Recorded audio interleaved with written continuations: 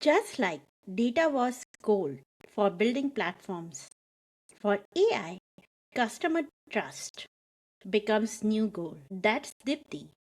She spent years at Meta building central monetization engine behind ads on Instagram, WhatsApp, Meta and Oculus. Now she's founder of Applaud and her bet is simple. As agentic AI makes it easy to generate more ads and more reviews, the only thing that will actually convert customer is voice. You can't fake. We get into why word of mouth is the real growth lever for the next decade. I'm Leena Agrawal and this is Agentic AI Execution Podcast. Let's get into it. I want to start with your journey. We both crossed paths at Meta together. You have been TVM, product, now building your own company. Tell us, listeners, about your journey. I started my journey as an engineer. As I progressed in my career, I was more passionate about solving for end user problems than optimizing for code, and that's why I moved to product, where I could literally work with the end customer, understand, empathize with them, what their needs were. And after that, I moved to the monetization side of things, where I played the role of a PM. I also did a bit of TPM work. So it was a very platform role where we were building the central monetization engine for Meta, right? So everything that powers creators, even ads for that matter, the central monetization engine across Instagram, WhatsApp, Facebook, Oculus, or AR, VR as they call it today. So I was in that team for the last 2-3 years of my journey there. I worked at Amazon. I worked at Microsoft way back in India when I was still an engineer. And now building something on my own as a founder, I feel like that was the best logical next step, because I've been on all sides of the equation, worked at big tech, small tech, everything, and it felt like that was the most natural progression for me to solve for some problems that excited me, and that's how I came about to being a founder. You wrote about it where you left the big tech and started your own founder journey because you wanted to return to your true self. Tell us more about it. Yeah. So, and you might empathize with this as well. Like, it's great to work at big tech, but you are at the end of the day kind of a cog in the wheel. And even though it does give you a lot of opportunity to solve for problems at a large scale, sometimes the problem that you set out to solve might, by the time it sees the solution or the product sees the light of the day, it's totally morphed into something else. It's because there are so many competing priorities, so many different things involved. And that's what happened in a lot of the products that I was building, especially in the monetization space, where we would set out to build or solve for a particular problem. But then as we go through a lot of other teams that tag on. And then finally, the solution is probably a watered down version of what you wanted to build.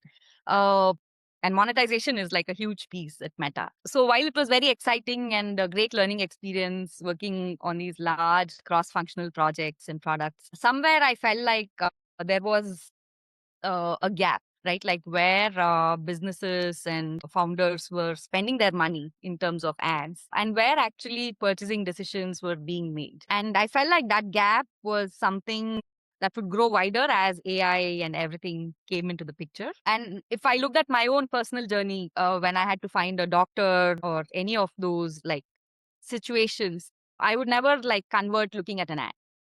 When it was a high stakes, high consideration decision, I would always try to validate it within my network or somebody I know or somebody that I trusted before I would make a decision on converting as a customer for that. So I felt like there was a gap in that whole funnel which had to be fixed. And when I spoke with a lot of my friends and potential customers, they will only convert when they hear that it's good from somebody they trust. Influencer marketing is supposed to be so powerful.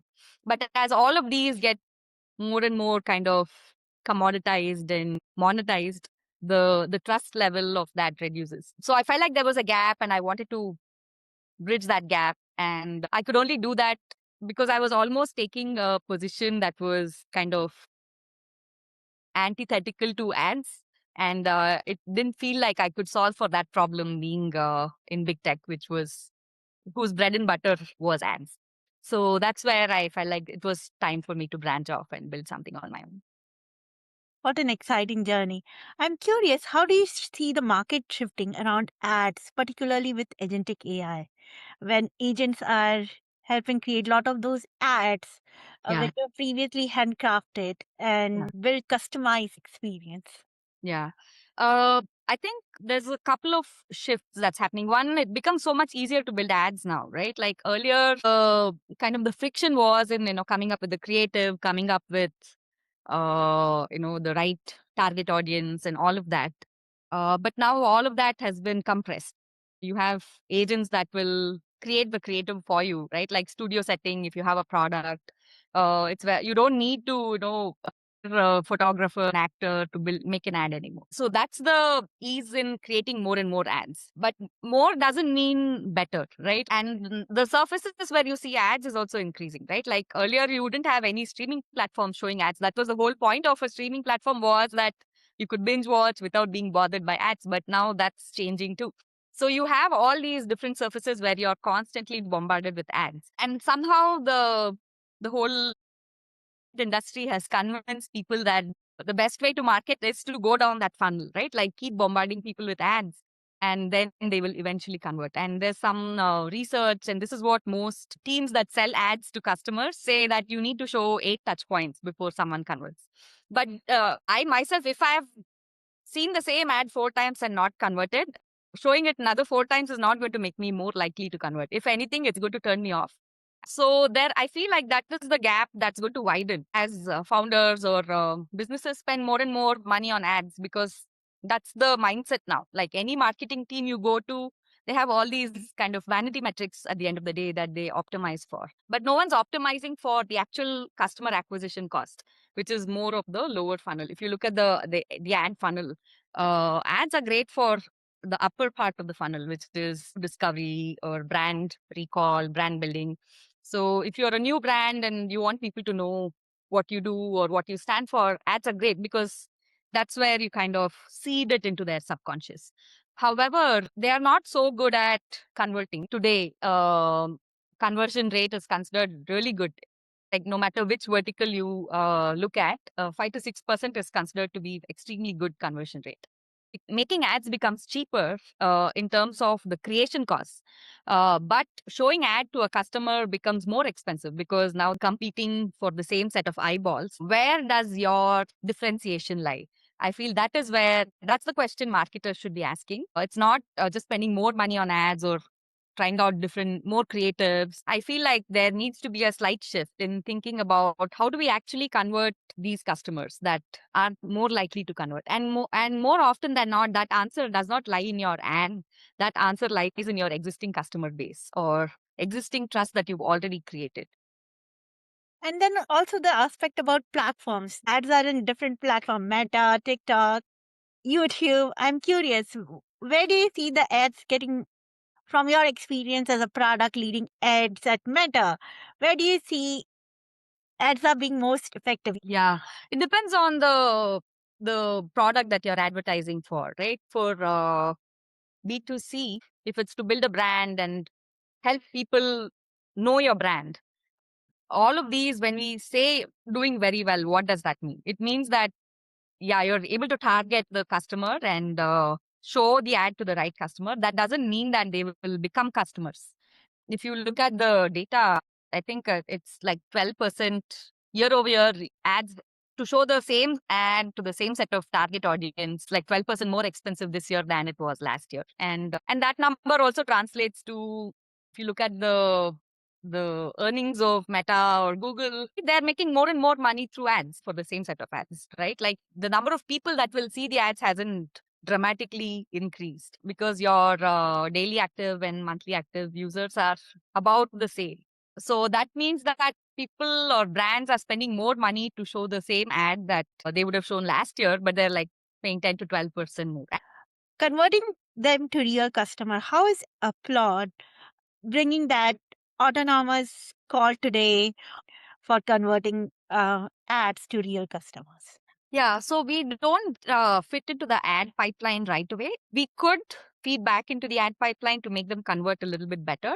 But our whole core thesis is that the highest performing ad campaign is one where your customer does the ad campaign for you, right? So your customer's authentic voice matters more than an ad. Let's take healthcare brand, right? So if you yourself as the brand keep saying this is great, I'm great, people are not going to believe you as much. But if your customers are going to tell that, oh, this brand is great, and tell that to their set of people, their own friends, their network, and also say it in a targeted manner, right? Like you don't need them to shout from the rooftops, but if they are going to tell the people to whom it would matter the most, so that means your customer is doing the targeting for you, your customer is doing the creative for you, right? And this will convert at a much higher rate, like converts at about 5 times better than any paid media does. So what Upload does is, instead of just keeping your customer voice as social proof, which is what most brands do today, but we convert those into high performing campaigns, that referral campaigns. And we also, if you want to run ads, we also feed it back to ads in a way where it will actually genuinely amplify that authentic customer voice and make it convert at a higher rate. So that's our thesis, is that your biggest marketing prowess is your authentic customer voice, and that is lying unused or underused on your platforms, and we will help convert that into your biggest and best performing marketing channel. There is this chat floating around. Professionals say they trust agentic AI with customer data. Only 36% of customer feels it's the same way. What does the gap mean for your business? Fewer customers trust it because they're not sure about where their data is being used, how is the AI going to use their data, where else will it land up. We're still talking about customer trust. So as long as your products, you can leverage AI, but you need to keep the customer voice intact, right? So the customer doesn't care whether you're using agentic AI in your platform. To them, is it helping them find the product that they need, or they did not know they needed, but finally they do want it, right? So is it helping them find that? That's all it. That's all they care about. As long as we can do it in a way where it doesn't feel intrusive, where we are respecting their privacy and take their consent and do it in a thoughtful manner and an authentic manner. That's where the key would be for products that work and the ones that get rejected by customers.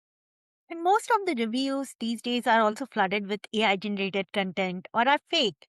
Mm. How do you feel about bringing that authentic voice of customer in those media when we are using for targeting? Yeah, that's a great question. If you look at take open Google reviews for that matter today, uh, for anything, right? You will see very repetitive reviews or like reviews that don't sound like they were written by real humans on many platforms, written by other users that weren't real customers or incentivized. And as AI becomes smarter and smarter, business owners are going to unfortunately don't have a choice. Like if you have a business that has 1,000 reviews and another business that has 300 reviews, you're programmed to trust the 1,000 reviews more. You don't really pause to question like, are all these authentic? Because that's the way we've been kind of subconsciously programmed today. And even what surfaces is the one with the higher review count is always going to surface top of feed than something that's even if it's authentic voice, right? So these are some of the problems with review platforms today, right? Like one is authenticity.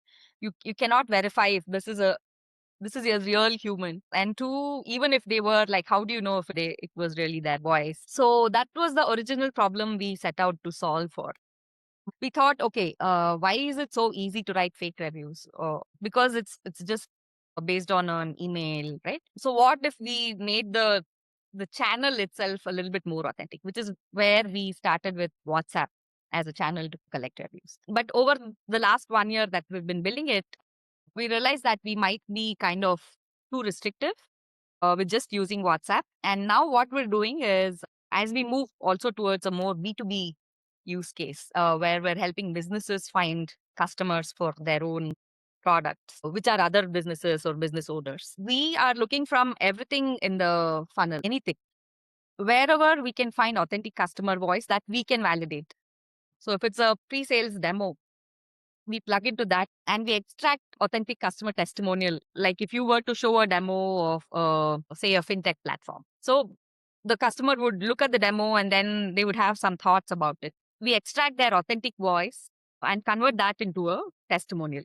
So that way we can be sure that this is authentically coming from a real demo instead of somebody just seeding some review there. Same thing with the post purchase flow. So we plug into the CRM to make sure these are actual customers and then request their reviews from that. So wherever we can add verification and authenticity to the flow, we do that. And then we use that testimonial to create high performing referral campaigns. So right now, those testimonials are probably just powering your NPS survey, which is more of a theoretical score, right? Or it's just sitting on your website as social proof, where actually that could be the one driving growth for you.